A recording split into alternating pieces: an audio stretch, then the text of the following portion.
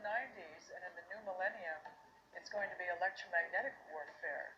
What we do know about electromagnetic systems and electromagnetic warfare is becoming even more interesting. As late as April 28, 1997, U.S. Secretary of Defense Cohen announced at University of Georgia that, in fact, geophysical warfare was becoming a more intense problem. In fact, they even speculated that terrorist organizations would have systems that could modify weather, create volcanic eruptions, or even cause earthquakes using electromagnetic waves.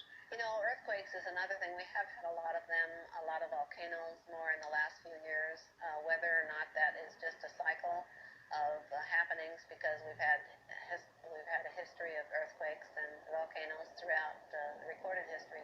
But it just seems to me like that it's coming more often, and that there has to be some connection with some of the things that we as humans are doing to our Earth. The issue of earthquakes has been, looked at by other specialists, even going back to the work of J.F. Gordon MacDonald when he was at UCLA in the late 60s. He was also a science advisor to Lyndon Johnson, is a specialist in geophysical warfare. He asserted then if you could ever get enough energy in at just the right frequency and just the right waveform, you could in fact trigger these kinds of events. And I think that's exactly what the Secretary of Defense Cohen was saying just a few days ago. It's this idea that now terrorists may possess this kind of technology. It's obvious. I mean, if we're concerned that terrorists have it, we certainly do. Back in 1912, Nikola Tesla said it was possible to split the planet by combining the correct vibrations with the resonance of the planet itself. The idea of affecting weather for many people, it gets to the point where you say, well, can that even be real? And when you go back in time, even to 1976, the United States, along with over 60 other countries, signed an accord where we agreed to not use weather manipulation as a weapon of war. This is before biological and chemical treaties, before many of the nuclear disarmament treaties, and yet that was such a big threat in 76. Has our science progressed? Certainly. We're in a sea of energy. We're in a sea of gases. We're in a sea of particles that are charged. And they're moving constantly, just like a current in the ocean, just like the wind in the atmosphere. This current forms. And you draw and you attract these particles. Well, Wilhelm Reich attracted these particles. He pointed it at the sky and he said, you want clouds to be built there? You got a drought? He would point the device at that place and clouds would form there. In the 40s, there was interesting weather modification. That by the 50s, there was actual experimentation in that area. By the 1960s, that area had advanced substantially. Well, there have been programs with the salting cloud, salting things with silver iodide, and there's been some experiments where people from airplanes threw chaff out, the little pieces of metal, and tried to get those to absorb power. We have done such damage to the thermal balance, to the hydrologic balance of this planet at this point.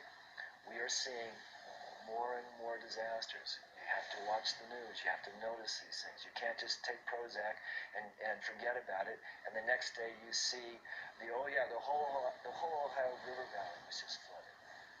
Billions of dollars of damage. Thousands and thousands, tens of thousands of people left without homes.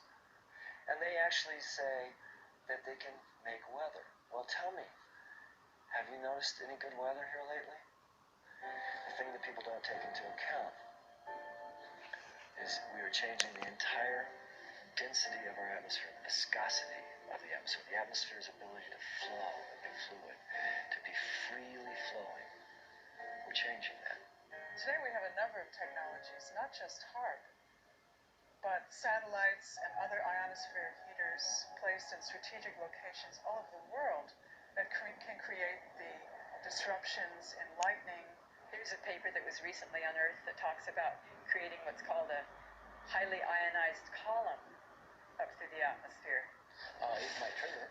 Creating what's called a highly ionized column up through the atmosphere. Creating what's called a highly ionized column up through the atmosphere. It might trigger lightning. If lightning was ready to occur, and suddenly this conductor was thrust in the middle, into the situation, then yeah, it could. If you beam this radio wave into the ionosphere and you continually charge it up, not only are you sending energy into the ionosphere, but you're providing a path for energy to come back down out of the ionosphere. In other words, they can create a massive discharge of lightning, bigger than anything we've ever seen on this planet. And if you aim the beam at the down, and it happens to be in a region where there's a lot of charge, you can initiate a discharge in that area, perhaps. Once a solar tap is formed and the ionosphere actually discharges, the electrons and energy will come from all over the ionosphere to that one point, and it will strike the ground in a bolt that is 100 times greater than any lightning bolt imaginable. And it will not just strike one time, it will strike 30 to 40 times a second until there are not any longer electrons or energy to flow from the ionosphere through that tap to ground.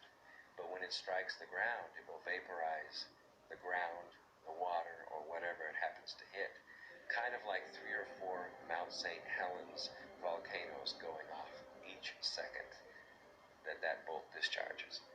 Now, admittedly, that's kind of far-fetched, but whenever you're doing experimentation and you're taking risks with large amounts of energy, you must responsibly look at the worst-case scenario, and that could be the worst-case scenario.